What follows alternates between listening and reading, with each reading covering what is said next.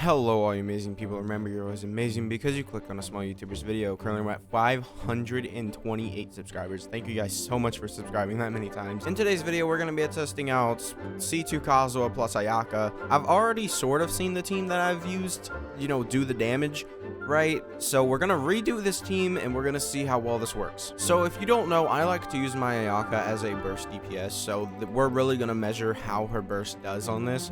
This is purely just like a huge burst damage number. You most likely want Blizzard Strayer, however I'm using Emblem. We'll get into the setup later, but yeah, I'm using Emblem, so it's not the best. So let's use all of the buffs we have from C1 Kazuha also, and let's see. Alright, let's see. 29. Alright. So I would like to point out there is also another change, and then we're also doing like 9,000 on our normal attacks. That's very good. So just for reference, on C0 Kazuha, we did around 26,400. It wasn't like, this isn't a huge damage buff for one reason mainly. Not only are we not doing reactions, so we're really getting no buff from this one. The second part where it increases the other characters' elemental mastery. So we're not getting any elemental reactions, which is, kind of bad. I do have C1 Bennett also. So we went from like C0 Bennett, C0 Kazuha, buffing Ayaka, doing 26,400 to like a 1,600 jump. So just for Ayaka, definitely not worth it. I do want to redo this just really quick, because I want to see without any sword stacks if I were to just spam Ayaka's buff, right? Because sometimes with Ayaka, you just want to go. You don't want to hit anybody, you just want to go. And we'll see how her burst does. In this team, of course, you want to actually use Ayaka, but let's say you were using a more meta team where you were using Ganyu, Ayaka, and then like Kokomi or Mona, and this team you would want to do different. You would want to play differently. All right. So here we go. I'm actually going to drop that so we can have some sort of... Alright, here we go. Hopefully the buff lasts long enough here. Alright, let's go. How much? Well... So, she's doing about the same. That first hit. Let's just get out of here. That's literally all I needed to show you. So 26,300, which is basically where we started off before we would do attacks. If you saw that first hit there, 60,000. It seems as though she did a melt hit on that first hit, so yeah. So yeah, that was a pretty fun damage. Like, if Ayaka was able to do 60,000 on every single one of those hits, that would just be an insane broken team. That's just unfair.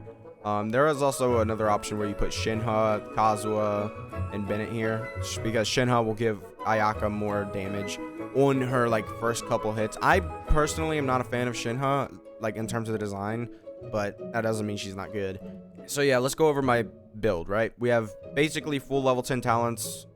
We basically have crowned Kazuha, he's C2. I'll just show all these because, maybe people want to know how to build him. I don't know. And then we're using the Iron Sting because this is his best weapon other than the 5-star weapon, which I am never going to get probably. His 5-star weapon, if you're using him with Yoimiya and you do his 5-star weapon, it's actually going to be a pretty good comp.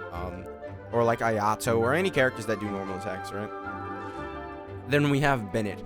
Finally, I can say that I have a C1 Bennett. So we have 864.5 base attack, which is the max you can have. He's using Aquila Favonia because it's the maximum thing. And he basically just has energy recharge, as much energy recharge as I could put on him, with actually having the good, like these two would be actual good substats. Like, I'll have HP on this and then healing bonus on this, but I just never got around to switching that, and there's no point. I don't have it leveled. And then his burst is actually crowned. And then over here with Ganyu, we have level 4 burst, which is just, considering that's basically the only thing other than this that I used, this team could get a lot stronger if I leveled up Ganyu's burst, because there is a way, like, I mean, Ganyu's burst has 15 seconds, right? So in terms of like actually how you want to play this team, there is a way. Personally, I would pop Ganyu's E skill, then I would switch into Kazuha, do his swirl, then I would switch into Bennett, do his thing, then I would switch into Ganyu, finally do her Q, and then do Ayaka's Q. Let's just say that is giving you very little time on Kazuha's Q, just in general, for Ayaka. You may even miss Kazuha's Q, so I don't know. But if I were to actually use this team in Spiral Abyss, which this team just will not, I'm not using this team. This was just to make Ayaka look good. Ayaka I normally use as a secondary unit, and I don't have a team where I can use her as the main unit yet.